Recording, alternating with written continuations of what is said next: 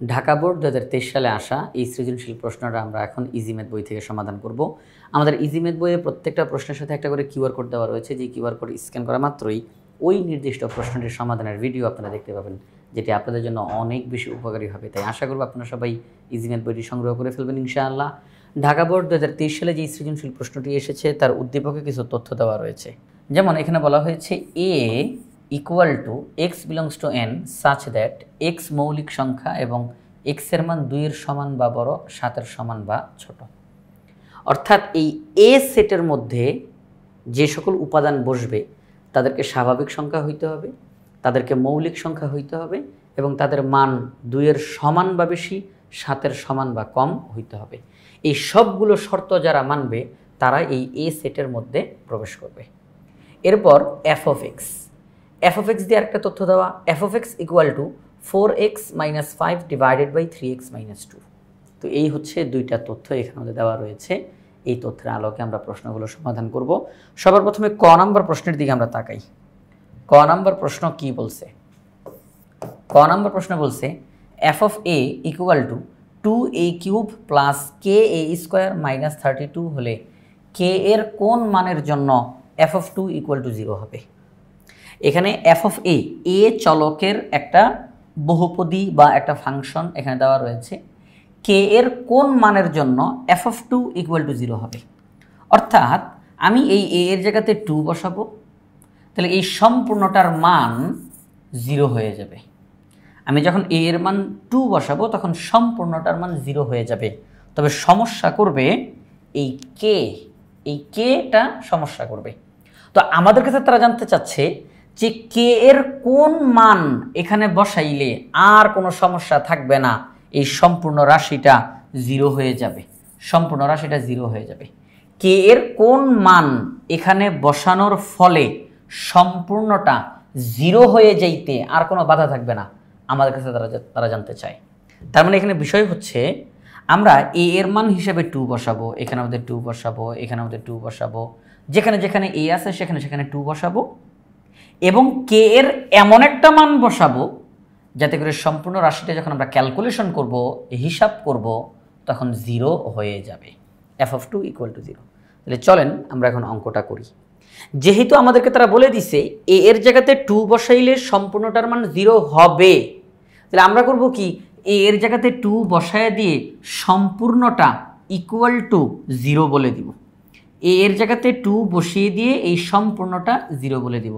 তখন ক্যালকুলেশন করলে কে এর মান এমনি আমাদের সামনে চলে আসবে যে কে এর মান এত, এই মানটা বসাইলেই পুরাটা 0 হয়ে যায়। চলেন আমরা এখন ক নাম্বার প্রশ্নটা সমাধান করব। আমরা ক নাম্বার প্রশ্নের সমাধানের কাছে চলে আসলাম। তো এখানে প্রশ্নে যে দেওয়া আছে F of A equal to 2a³ plus ka² - 32, ওই এ এর জায়গাতে 2 বসাইলাম। F of 2 equal to 2 × 2³ plus k × 2² - 32। 2³ মানে 8, 8 × 2 = 16, 2² মানে 4, 4k - 32। এখন আমরা তাহলে দেখেন 14 প্লাস 4k - 32, এবার আমরা একটু ক্যালকুলেশন করি। 16 এবং বিয়োগ 32, তাহলে কত হয় 4k - 16। এই যে 4k - 16টা এখানে বসার কথা, জায়গা না থাকার কারণে ওখানে লেখা হয়েছে -16। আচ্ছা, তাহলে দেখেন আমরা যখন এ এর জায়গাতে 2 বসাইলাম তখন সম্পূর্ণ রাশিটার মান আসলো 4k - 16। ওই কে এর কারণেই মূলত আমরা আটকায়া গেছি। যদি আমাদের কে এর মানটা জানা থাকতো, আমি কে এর মানটা বসাই দিতাম, তাহলে পুরোটা ক্যালকুলেশন করলে 0 হয়ে যেত। ওই কে এর জন্যই মূলত আমরা আটকে গেছি। তো এখন প্রশ্নে যেহেতু বলা আছে এফ অফ 2 ইকুয়াল টু 0, তাহলে আমরা লিখলাম প্রশ্ন মতে এফ অফ 2 ইকুয়াল টু 0। কিন্তু আমরা এফ অফ 2 বলতে কি পেলাম? আমরা এফ অফ 2 বলতে 4k - 16 পেলাম। তাহলে আমরা করবো কি, এফ অফ 2 এর পরিবর্তে 4k - 16 বসাইলাম। এফ অফ 2 মানে হলো 4k - 16, তাহলে এফ অফ 2 এর জায়গায় 4k - 16 বসাইলাম। এখন আসলে আমরা একটু ক্যালকুলেশন করি। তাহলে -16 এই পাশে আসলো, 4 দিয়ে ভাগ করলাম, কে এর মান 4 পেলাম। তার মানে কে এর মান 4 যদি হয়, আমরা যদি বসাই, তাহলে সম্পূর্ণটা 0 হইতে আর কোনো বাধা থাকবে না। এ এর জায়গাতে 2 বসাবো, 2 বসাবো, 2 বসাবো, আর এই যে কে, এখানে মধ্যে আমরা 4 বসাবো, কে এর মান 4 বসাবো। তাহলে দেখেন 16 যোগ 16 বিয়োগ 32, তাহলে 32 বিয়োগ 32, তাহলে হয়ে যাবে 0। তার মানে এ এর জায়গাতে 2 এবং কে এর মান 4 বসানো হলে সম্পূর্ণটা 0 হয়ে যাবে। তাহলে আমরা উত্তর পেলাম কে এর মান 4। তাহলে F of A equal to 2a³ plus K A square minus 32 হলে কে এর কোন মানের জন্য এফ অফ 2 ইকুয়াল টু 0 হবে? কে এর 4 এই মান, কে এর মান 4 এটার জন্য এফ অফ 2 ইকুয়াল টু 0 হবে। এখন আমরা খ নাম্বার প্রশ্নের সমাধান করব। এফ অফ এ নির্ণয় করে দেখাও যে এ সেটের উপাদান সংখ্যা n হলে পি অফ এ এর উপাদান সংখ্যা 2 টু দি পাওয়ার n কে সমর্থন করে। দেখেন আমাদের উদ্দীপকে এ দিয়ে একটা সেটকে বোঝানো হচ্ছে। আমাদেরকে বললো তোমরা ওই এ সেটের পি অফ এ নির্ণয় করো। পি অফ এ মানে হচ্ছে power set of A, power set of A. আমাদের তারা বলতেছে পাওয়ার সেট অফ এ নির্ণয় করো। এ সেটের উপাদান সংখ্যা n, এ সেটের যেই কয়টা উপাদান আছে তাকে আমরা n ধরব। আমি যদি এ সেটের উপাদান 3টা পাই আমি বলবো এই 3 মানেই হচ্ছে n। আমি যদি এ সেটের উপাদান 5টা পাই আমি বলবো এই 5 মানেই হচ্ছে n। অর্থাৎ এ সেটের উপাদান যে কয়টা পাবো আমি তাকে n দ্বারা প্রকাশ করব। এরপরে আমি ওই যে পি অফ এ, এ সেটের শক্তি সেট যে নির্ণয় করলাম, আমি তার উপাদান সংখ্যা গুনব কয়টা উপাদান আছে, শক্তি সেটের কয়টা উপাদান আছে। আমি দেখব শক্তি সেটের যে কয়টা উপাদান আসলো তাকে আমি 2 টু দি পাওয়ার n আকারে প্রকাশ করতে পারি কিনা। খেয়াল রাখতে হবে n মানে হচ্ছে এ সেটে যেই কয়টা উপাদান পাওয়া গিয়েছে সেটা। তাহলে শক্তি সেটে যেই কয়টা উপাদান পাওয়া গিয়েছে তাকে 2 টু দি পাওয়ার n আকারে প্রকাশ করা যায় কিনা। সহজ কথায় যদি এ সেটের উপাদান সংখ্যা 3 হয় তাহলে 2 টু দি পাওয়ার n তার মানে 2 কিউব। আমি যদি শক্তি সেটের উপাদান সংখ্যাকে 2 কিউব আকারে প্রকাশ করতে পারি তার মানে 2 টু দি পাওয়ার n হয়ে গেছে। হ্যাঁ, তারপরে এ সেটের উপাদান সংখ্যা যদি 5টা হয় তাহলে শক্তি সেটের উপাদান 2 টু দি পাওয়ার 5 হইতে হবে। যদি আমি দেখি যে হ্যাঁ শক্তি সেটের উপাদান সংখ্যাকে 2 টু দি পাওয়ার 5 আকারে প্রকাশ করা গেছে, আমি 5-এর পরিবর্তে n বসাই দিব, বলবো 2 টু দি পাওয়ার n আকারে প্রকাশ করা গেছে। তাহলে চলেন আগে আমরা এ সেট নির্ণয় করি, তারপর শক্তি সেট নির্ণয় করি, তারপরে এই যুক্তি তুলে ধরি। তাহলে খ নাম্বার প্রশ্নের সমাধান করতে যাব। উদ্দীপক থেকে এ সেটের তথ্যটা লিখে ফেললাম আমরা। যে সকল স্বাভাবিক মৌলিক সংখ্যা 2-এর সমান বা বড়, 7-এর সমান বা ছোট তাদের সেট হচ্ছে এ সেট। তো 2-এর সমান বা বড় এবং 7-এর সমান বা ছোট অপেক্ষা স্বাভাবিক মৌলিক সংখ্যা সমূহ হচ্ছে 2, 3, 5, 7। দেখেন 2, 3, 5, 7 এরা স্বাভাবিক সংখ্যা, এরা মৌলিক সংখ্যা এবং এদের মান 2-এর সমান বা বেশি, 7-এর সমান বা কম। তাহলে আমরা বলতে পারি এ সেট আমরা পেয়ে গিয়েছি a equal to 2, 3, 5, 7। A set আমরা পেয়ে গিয়েছি 2, 3, 5, 7। তাহলে এ সেট যেহেতু পেয়ে গিয়েছি আমরা এখন পি অফ এ নির্ণয় করব। এ সেট যেহেতু আমরা পেয়ে গিয়েছি এখন আমরা P of A, power set of A নির্ণয় করব। পাওয়ার সেট অফ এ নির্ণয় করব। তাহলে এ সেটটাকে লিখলাম, এ সেটের যতগুলো উপাদান আছে সবাইকে নিয়ে আমরা লিখলাম। এখন শক্তি সেট যখন আমরা নির্ণয় করি কীভাবে করে করি, এই যে যখন 2, 3, 5, 7 লিখলাম, 2, 3, 5, 7 সবগুলো উপাদান, কয়টা উপাদান? 4টা, 4টাই লিখে ফেলছি। এখন আমরা যখন এটাকে শক্তি সেটে রূপান্তর করতে যাব, শক্তি সেট আর উপসেটের মধ্যে তেমন কোনো পার্থক্য নাই, একটাই পার্থক্য, শক্তি সেটের বেলায় একেবারে শুরুতেও আলাদা করে একটা সেকেন্ড ব্র্যাকেট দেওয়া হয়, একেবারে শেষেও আলাদা করে একটা সেকেন্ড ব্র্যাকেট দেওয়া হয়, এতটুকুই তফাৎ। তো এখন আসেন আমরা শক্তি সেট নির্ণয় করার কাজটা আগে করে ফেলি। সেটা হলো সবগুলো উপাদান আমরা লিখে ফেললাম। কয়টা উপাদান? 4টা। আচ্ছা 4টা উপাদান একবারে লিখে ফেলছি। এখন আমি একটা করে উপাদান কমাবো, 3টা করে উপাদান লিখবো, যতক্ষণ পর্যন্ত লেখা যায় লিখব। এরপর আমি 2টা করে উপাদান লিখবো, যতক্ষণ পর্যন্ত লেখা যায় লিখব। এরপরে একটা করে উপাদান লিখব। এরপরে কোনো উপাদান নাই অর্থাৎ ফাঁকা সেট লিখব, সেকেন্ড ব্র্যাকেট দিয়ে আটকায় দিব। আচ্ছা, তো 4টা উপাদান লিখে ফেলছি, এখন 3টা উপাদান। তো 2, 3, 5 আমরা লিখতে পারি 2, 3, 5, 2, 3, 7, 2, 3, 7। তারপর তাহলে 2, 3, 5, 2, 3, 7, এবার 2, 5, 7, 2, 5, 7, 2, 5, 7। তাহলে এখানে আমাদের লেখা শেষ, 2 দ্বারা লেখা শেষ, 2 দ্বারা লেখা শেষ। এখন আমরা 3 দ্বারা লেখার চেষ্টা করব, 3 দ্বারা আমরা এখন 3 দ্বারা লেখার চেষ্টা করব। 3, 5, 7, 357। আচ্ছা আমরা লিখলাম 357। ওকে 357 লিখলাম, এটা দিয়েও লেখা শেষ। তাহলে তিনটা করে উপাদান লেখা শেষ, তিনটা করে উপাদান লেখা শেষ। তিনটা করে আর লেখা সম্ভব না, এখন আমরা আরও একটা কমাবো, এখন দুইটা করে লিখবো, দুইটা করে লিখবো। আমরা তাহলে লিখি, সেটা হচ্ছে দুইটা করে উপাদান, তাই না? তাহলে 2 3 2 5 2 7 3 5 3 7। পিছনে আসা যাবে না, আমরা কেউ বলবো না যে 3,2, পিছনের দিকে আসা যাবে না, অনবরত সামনের দিকেই আগাইতে হবে। আমি যেখানে আসি সেখান থেকে সামনেরগুলোর সাথে আমাকে হিসাব করতে হবে। তো 3 5 3 7, দেখেন 2 3 2 5 2 7 3 5 3 7 5 7, অর্থাৎ পিছনে আসার কোনো সুযোগ নাই। তাহলে 3 5 লিখলাম, 3 7 লিখলাম। এখন 5 7 কী লিখবো? 5,7। আচ্ছা, তাহলে এখন দুইটা করেও লেখা শেষ, দুইটা করেও লেখা শেষ। এখন আমরা একটা করে লিখব।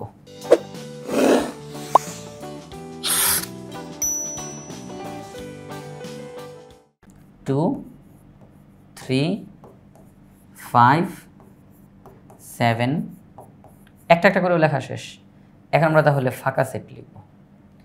আর শক্তি সেটের মূল যেই বৈশিষ্ট্য, শুরুতেও একটা সেকেন্ড ব্র্যাকেট আলাদা করে দিতে হয়, শেষেও একটা সেকেন্ড ব্র্যাকেট আলাদা করে দিতে হয়। কেন? এতে করে এই যে আমি যে এইমাত্র নতুন করে দুইটা সেকেন্ড ব্র্যাকেট দিয়ে সবাইকে আটকায় ফেললাম, এই দুইটা সেকেন্ড ব্র্যাকেটের ভিতরে যতগুলো সেট আপনারা দেখতে পাচ্ছেন এরা সবাই হচ্ছে উপাদান, শক্তি সেটের উপাদান হিসাবে গণ্য হবে, শক্তি সেটের উপাদান হিসাবে গণ্য হবে। এই যে দুইটা সেকেন্ড ব্র্যাকেট, তাদের মাঝখানে যে আপনি আবার এরকম সেট আকারে দেখতে পাচ্ছেন, এরা এখন সেট হিসেবে গণ্য হবে না, এরা এখন উপাদান হিসাবে গণ্য হবে, শক্তি সেটের উপাদান। এই যে 2 3 5 7 এই পুরাটা একটা উপাদান, 2 3 5 পুরাটা একটা উপাদান, 2 3 7 পুরাটা একটা উপাদান, ঠিক আছে? এরকম পুরাটা একটা উপাদান। তো আমরা কয়টা উপাদান পাইলাম? 1 2 3 4 5 6 7 8 9 10 11 12 13 14 15 16, আমরা 16টা উপাদান পেলাম। তাহলে আমি শক্তি সেট সম্পূর্ণটা নির্ণয় করে দেখালাম আপনাদেরকে। তাহলে দেখেন শক্তি সেট নির্ণয় করা শেষ।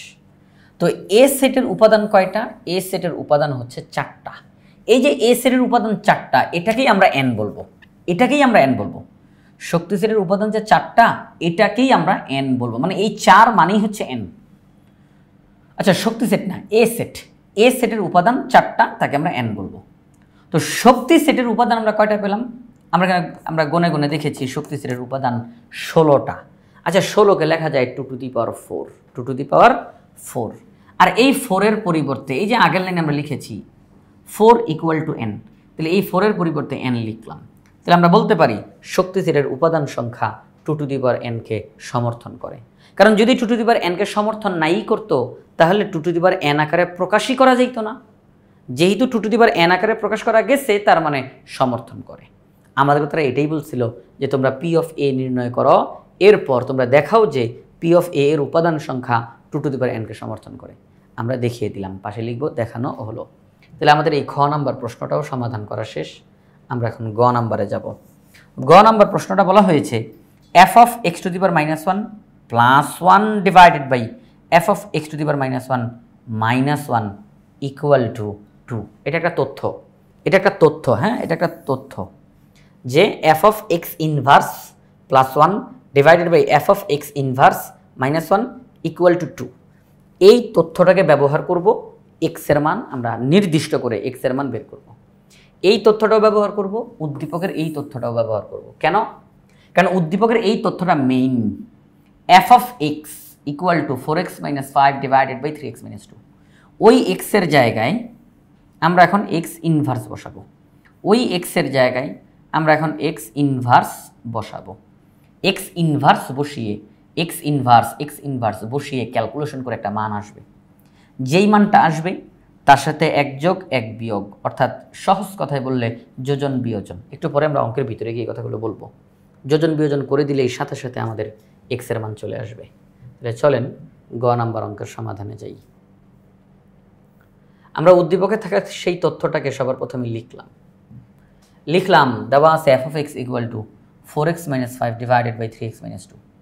তো ওই এক্সের জায়গায় এক্স ইনভার্স বসাইলাম। তাহলে যেখানে যেখানে এক্স আছে সেখানে এক্স ইনভার্স। আমরা জানি যে পাওয়ারের মধ্যে যদি মাইনাস থাকে, পাওয়ারের মধ্যে যদি মাইনাস থাকে তাহলে একটা 1 দিতে হয়, একটা ভাগ চিহ্ন দিতে হয়, ওই মাইনাসটা বাদে বাকি অংশটা নিচে। পাওয়ারের মধ্যে যদি মাইনাস চিহ্ন থাকে তাহলে তার জন্য, পাওয়ারের মধ্যে যদি মাইনাস চিহ্ন থাকে তার জন্য একটা 1 একটা ভাগ চিহ্ন, মাইনাসটা বাদে বাকি অংশটা নিচে বসবে। যদি c⁻³ থাকে, পাওয়ারের মধ্যে মাইনাস আছে এই জন্য একটা 1 একটা ভাগ চিহ্ন, এবার মাইনাসটা বাদে বাকি যেই অংশটা সেটা নিচে বসবে।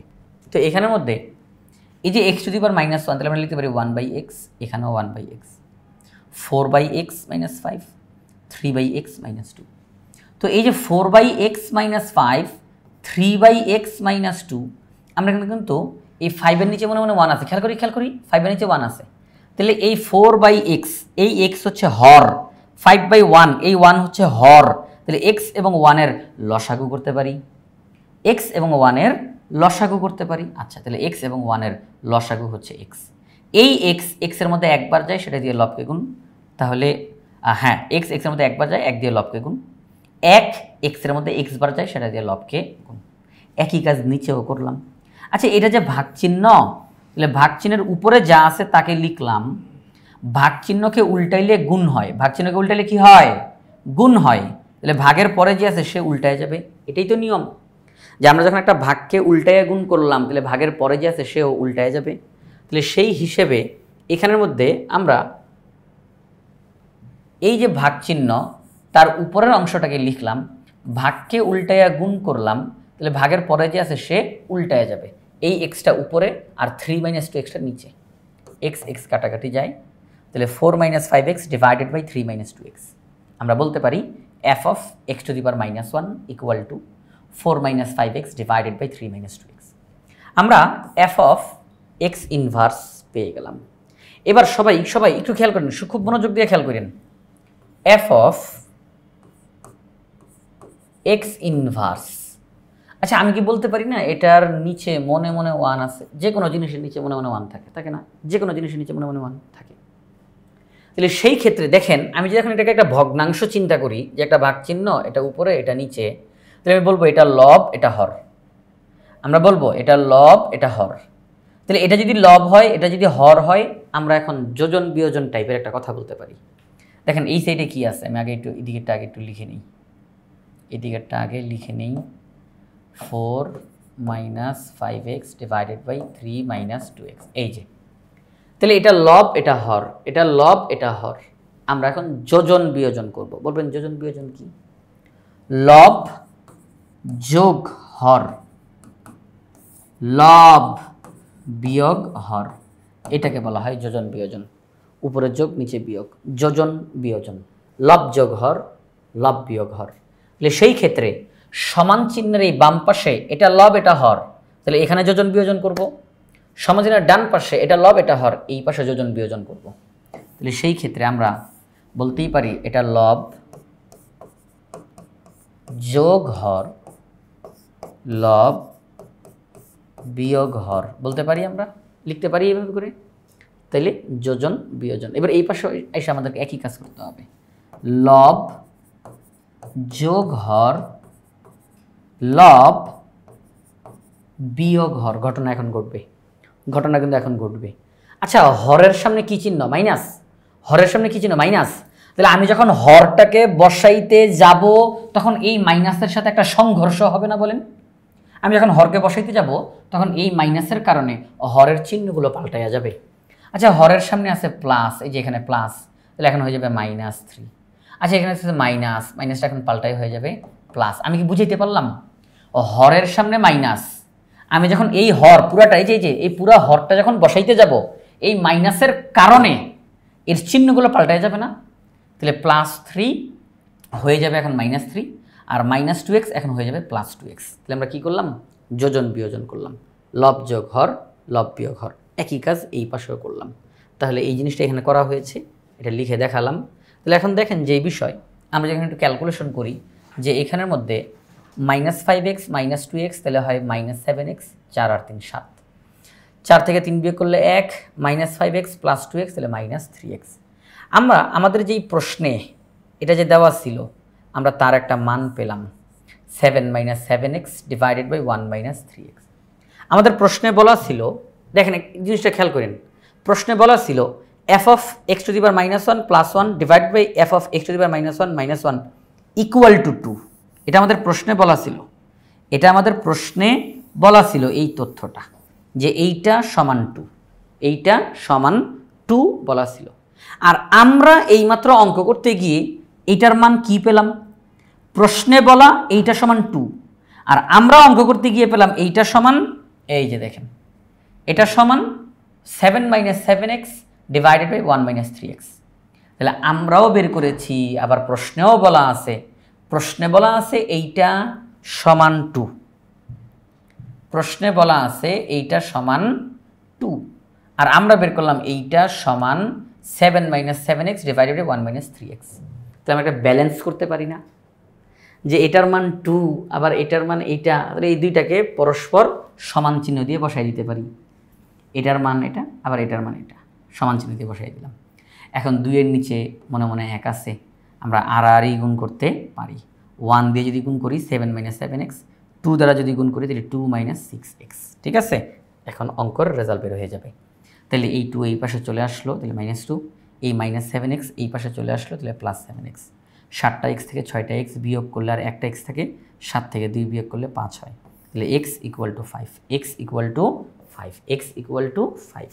আচ্ছা, তাহলে এই যে x ইকুয়াল টু 5 এটা আমরা পেয়ে গেলাম। তাহলে দেখেন আমাদেরকে কিন্তু এই তথ্যটা দিয়ে বলছে x এর মান নির্ণয় করো। তো উদ্দীপকের তথ্য আর প্রশ্নে দেওয়া তথ্য দুইটাকে আমরা সমন্বয় করে x এর মান নির্ণয় করে ফেলেছি। সেটি কত বের হয়েছে? 5 বের হয়েছে। x এর মান হলো 5। x এর মান কত? x এর মান 5। ঠিক আছে, তাহলে x এর মান 5 নির্ণয় হয়ে গেল। ঢাকা বোর্ড 2023 সালে আসা এই সৃজনশীল প্রশ্নটা আমরা ইজি ম্যাথ বই থেকে খুব সহজ, সুন্দর এবং বিস্তারিতভাবে সমাধান করার চেষ্টা করলাম। তো আমাদের এই ইজি ম্যাথ বইয়ে প্রত্যেকটা প্রশ্নের পাশে একটা করে কিউআর কোড দেওয়া রয়েছে, যেটা আপনাদের জন্য অনেক বেশি উপকারী হবে।